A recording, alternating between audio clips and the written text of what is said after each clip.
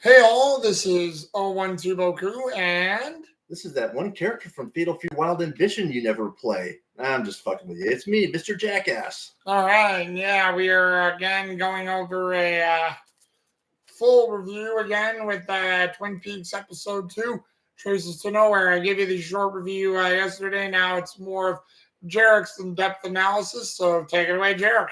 Yeah, so I have decided to drop the mask because kind of getting hard to find good ones nowadays. So the Summer Jackass will now be wearing the Toji S from the Fatal Fury Wild Ambition collection, available only on your PS1. Yeah, I know nobody played it. It was a great game. Sue me. Anyways, strangely enough, the last three things on my list here were added today. Yeah, I had a last minute conversation with him this morning. I was like, you know what? I'm adding that to the list. And on that note, let me just get this back to the original page because, yeah, I kind of went overboard again. Yeah, this is what happens when you let me get into your true crime dramas. Let's see. Oh, the Log Lady intro. I love the Log Lady intros. I do too. I know some people don't like it, but it was the perfect setup for this. You know, the episode with the theme of the episode, kind of like the show in general, looking for answers. And sometimes those answers leading you nowhere. But hey, we'll get to that in due time. And of course, there's Cooper pointing out one of my favorite little odd notes about this. I know a lot of people aren't old enough to remember when things like this were common, but Cooper points out that the Great Northern has no smoking rooms for business travelers. Once upon a time, we used to do courtesies like that for people who had respiratory problems or just didn't want to breathe in the smoke. You had your smoking and your non-smoking section. Now everybody can just take it outside, which honestly, even though I'm asthmatic, I think is kind of bullshit. I mean, if people are gonna smoke, kind of safer to have them indoors, just in case health issues or any other emergencies. But hey, once upon a time we did that shit. Laura was killed between midnight and 4 a.m., which, for those of you in the know, is between the witching hour and the devil's hour. Yeah, nothing bad about that at all. And the only reason I know that 12 o'clock is the witching hour is thanks to Doctor Who, specifically the Tom Baker season. Yeah, my crazy ex-girlfriend was the one who got me into that season. Ironically, Tom Baker was my first. We all got to have our first doctor, and if you got to have a first, Tom Baker's a good choice. Well, nothing wrong with that. Then this is something I really, really loved for kind of sad reasons. The grief the mortician feels over having to do the autopsy on Laura Palmer. Well, it wasn't a mortician, but Dr. Will Hayward. Well, I mean, he kind of had to fill the role of the mortician. Gotcha. Because, I mean, this is kind of a neat aside, about like small towns. So usually if you have a town that's small enough or not, metropolitan enough, sometimes shit like this happens. The doctor has to take the role of a mortician, other stuff like that. Higurashi had a really good point of this, where this town was so small, there was only one teacher, and every kid from every grade basically had the same fucking teacher. Who, by the way, is also may or may not be the same girl from what's it called, Tsukihime. The immortal vampire killing priestess who loves curry, and it's the only thing she knows how to cook. Yeah, she's a reference to that character in Higurashi, which is weird, but I mean, hey, it is what it is. From one anime full of murders to another. Way to go, Chiel. Oh, and she may or may not have been trained by the murder hobo priest from Fate Stay Night. Yeah. When you realize how fucked up the Fate Stay Night lore is, or Type Moon in general, good luck, kiddos. You're going to need all the riddling you can get. But yeah, he played this part to an absolute T, because when you're a doctor and you literally know the people, you've literally been the guy who delivers them and then you have to bury them. That is like right up there with being the parent. Yeah. That shit hurts. And this dude nailed that performance to an absolute Warren Frost, yep. And it's not even the first time this episode that's going to happen either, but we'll get there too. The another neat point was the old CRTV. I mean, I know again, we all live in the modern age where every television is at least 38 inches plasma 4K resolution. But CRTVs back in the day, like your dad could buy a CRTV, his grandkids would still be using it. Heck, we have a CRTV in his living room that still works, and it has a built-in VCR. Yeah, that thing's got to be at least 40 years old by now. Mm. But yeah, this thing was so reliable, and the visual fidelity on it so good. Cooper was able to see the reflection of Bobby's motorcycle in the iris. James's motorcycle in the eyes of that were reflected back from Laura Palmer when she was dancing in the video. Don't know how, but yeah, Cooper's magic. Well, I mean, those old TVs, they actually were pretty dang reliable. And Cooper kind of just is on that level of autism. I mean, you can kind of see it all the time. So it's kind of a neat little thing, if you're literally that level of anal retentive, obsessive, compulsive, please shut the fuck up and stop already, then yeah, you can do crazy shit like that. Just don't expect everybody to Batman it, like that. People like Cooper and Bruce Wayne are kind of rare. There's the tool store having a cute little motorized train set that was almost identical to the one they used to have at the toy store in Tucson Mall back in the 80s. Yeah, during Christmas time, they would have a huge, elaborate one of those link them together train sets, and they would just let it run through the whole store. If you've ever seen stuff like, what was it, something or other, Imaginarium, it's like that, where the whole store just has this huge train set just running through it as you're walking through the store. It was back in the 80s, they used to do crazy shit like that for the holidays. It was wonderful. Poinsettias, giant Christmas trees in the mall. Yeah, kids my age know what I'm talking about. Anyways, Laura left, according to what we heard in the show, Laura left Mrs. Packard at 6 p.m. The time of death is anywhere between 12 and 4 a.m., which is around 8 hours for everything that happened to her up until death and, inevitably being washed up on the shore. Not a huge amount of time to do everything that was being alleged to be done by Mr. You-know-who, but I mean, considering we know that this is a show where hell kind of exists and heaven and hell open portals to our world all the time, I mean, again, it's not going to be the craziest shit you'll see. And again, 8 hours to do the deed, kill the girl, and, just wrap her up in plastic and dispose of the body is kind of impressive in all the wrong ways. Then we got kudos to the actress who played Mrs. Palmer because, yeah, remember how I said that? Grace, you mean Sarah Palmer, Grace Zabriskie? Yes. Yep. Again, this is exactly how mothers react when they get this kind of news, and yeah. Pour yourself a strong one when you watch these scenes. If you've lost friends or family, this is going to hit you really hard. So, to you, Mrs. Palmer, this is not going to be the last time. Even in this season. Well, it's funny I have a drink because you know how she comes at that later on. Yeah, let's just say she takes a liking to the blood of our Lord a little later on in the series. But hey, it's Twin Peaks. If you're not drinking, you're drinking coffee and eating too much pie. Spoilers. Nothing. Everybody should know about the pie already. That's one thing people remember. Yep. Hey man, I want to get me some of that. I mean, in this episode, they drank fish-filtered coffee for crying out loud. Yeah. Which, by the way, they actually used that in Fallout 4 in the DLC that takes place in the fog enshrouded eldritch horror haunted area. Yeah, they actually have soda that had somebody wanted to make a Captain's Reserve flavor for their soda brand. So they accidentally left some fish inside one of the filter tanks, and it was I kind of like the taste of this. Don't put it in the recipe books. Nobody wants to know. You spend several missions trying to figure that out, by the way. Dr. Jacoby, Principal Kuno, George Takei. What do they all have in common? They're all they all like to live in Hawaii, and they're all batshit insane. Which leads me to the question, is it the water? I mean, I'm sorry, but if you know who Principal Kuno is, if you spend enough time reading George Takei's tweets on Twitter, and if you know Dr. Jacoby, then you know one thing for absolute certain.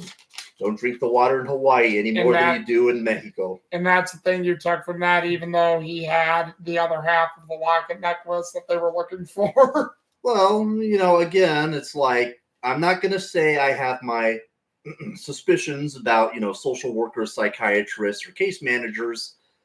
But I'll be honest with you. My case manager is the calmest person I've ever seen. And considering he has to deal with me, I'm just thinking to myself, if I go to your house, if I go to the basement, is there going to be anything there? Or anybody there? Fallout 4, the Ultralux Casino, cannibals. I'm just saying. And remember, we are live right now, so that's quite an insinuation. You may want to quit while you're at Kiddo, my mom, who scares the fucking shit out of me, by the way. Even she is scared of my psychiatrist. She says nobody is that calm all the time when they have to deal with people like you all the time. All right. Well, if anyone comes here, I don't know. I'm going to try to get the hell out of here. Oh, don't worry. I'm sure he'll make it nice and quiet. But sorry. It's all right. These are just the thoughts that come to me. Too many thoughts. Yeah, there's a bit of a reason I'm not allowed in certain schools at TUSD anymore. The murder of Laura Palmer, and this is probably going to be one of the biggest takeaways, mirrors the murder of Marilyn Monroe in, God, so many ways. Like the parallel they draw with Sarah, Sarah wanting to be like Laura Palmer, who's kind of like the town's Marilyn Monroe, and no, Donna. Oh, Donna, sorry. Sarah's the mother. Donna's her friend. Yeah, in case you can't tell, my dyslexia does not make memorizing names very easy. But yeah, Donna is kind of like the Norma Jean. Laura Palmer's the Marilyn Monroe. And if you know about her little bouts of schizophrenia, which she was using, again, spirituous drinks and alternative medications to help with so she could focus on her acting, then yeah, you know exactly where that story goes, for better or for worse. Cheers, Mr. Kennedy. Oh, and one for a certain gentleman I'll be mentioning in a few minutes, too, by the way. Yeah, it's going to get that dark.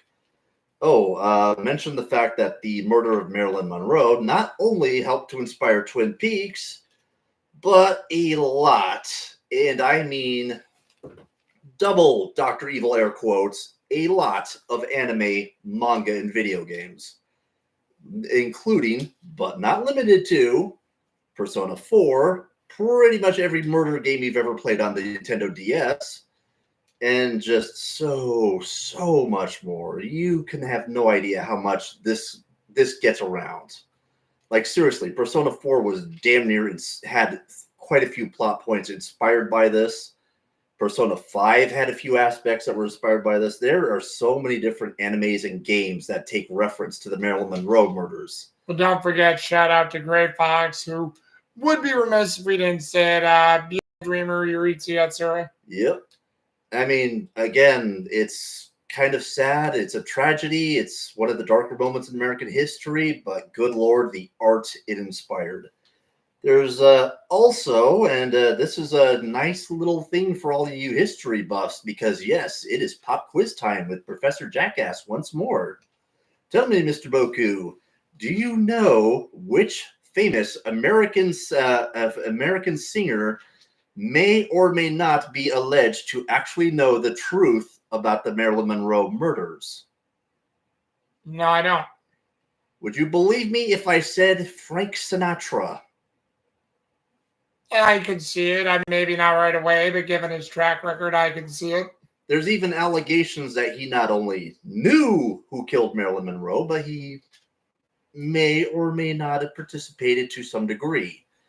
You have to understand, Frank Sinatra is in so many different conspiracy theories, it's not even funny. The JFK murders, basically everything that happened with Las Vegas during the mob years, some of the stuff afterwards, even the music industry stuff. Frank Sinatra scares the piss out of people so bad that he was already dead before they made New Vegas, and they absolutely were not allowed to even mention him. Not even remotely. The closest they ever got was putting Wayne Newton in as a DJ. That's it. That's how badly Frank Sinatra scares people. So when people say that there are allegations that he not only knew what happened, but that he may or may not have admitted that he knew what happened, you might actually want to look into it because, I mean, Frank Sinatra did a lot of shady shit. Basically, the Joe Kennedy of the music industry.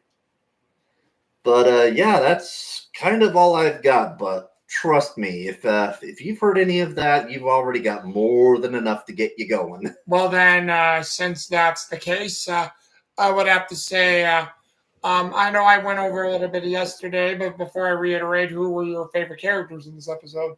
Well, I mean, of course, it's going to go without saying that Mr. Cooper Of is course, definitely, of course, going to be one of them Yeah. because, I mean, he's Cooper. And oh, by the way, for any of you fans out there, check out a little game called Deadly Premonition because, from what I understand, it was inspired by Twin Peaks.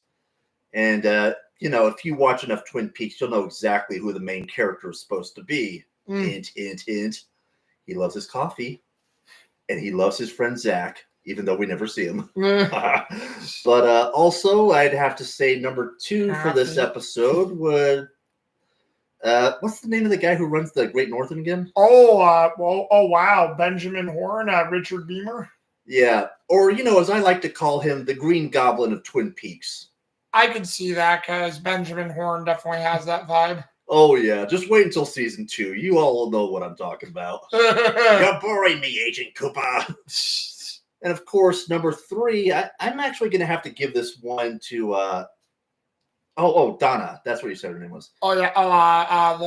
Laura Flynn Boyle, Donna Hayward. Yeah, this was actually the number 3 spot was actually kind of the hardest one to pick because I mean, at times it was either going to be Donna, it was going to be the 2 bullies, possibly even James, but Donna's kind of like inner conflict with like resenting Laura, but being her friend and being conflicted was just it was too good. I had to. I'm happy for me and James being together, but then why do I feel like I'm betraying my best friend?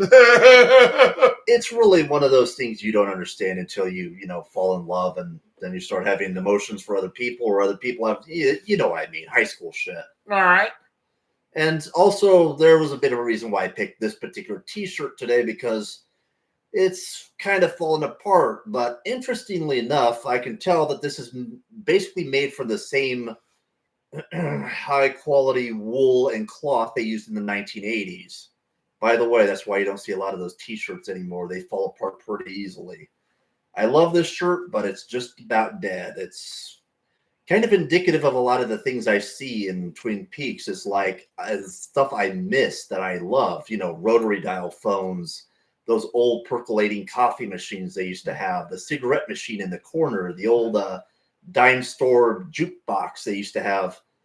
I mean, it's all good stuff, but all of it's kind of disappearing and moving by the wayside. And over the course of 3 seasons, you're going to see the transition from then to now. And it's going to really make you kind of give you a feel for what people like me feel. I've been around for almost 50 years, and it's like, I can remember when you could go to Fry's and get a Spider-Man comic for 25 cents. Well, remember, that is part of the reason of the show. The show does have, the show even, I think, does use a bit of time travel with it. Well, no, it does use time travel. Not a bit. It does use time travel because, again, like they talk about later on, I think that they do mention it a little bit in the prequel movie as well as season 1 and 2. But is this future or is this past? Or is it a completely different? But I see what Jarek's getting at with that. But like I mentioned in the short review, show came out in 1990, kept going from 91, I think, into the beginning of 92. But the show is supposed to take place over at least the next several months in 1989. So the show is supposed to be in 1989. Laura was murdered in 1989. And then... You know what else is cool about it, though? What? It kind of reminds me, again, going back to the Marilyn Monroe murders, how much the nation changed after those murders and also the murder of JFK, because people call that time the great death of innocence in America, which it kind of was. In a very real sense, we as a nation became harder and more cynical. We became less trusting. People can say whatever they want about, Kennedy. God knows I've had my, doubts about the man from time to time. mostly in terms of like his capabilities in terms of foreign and domestic policy. But there's one thing that is undeniable about Kennedy. The man inspired hope.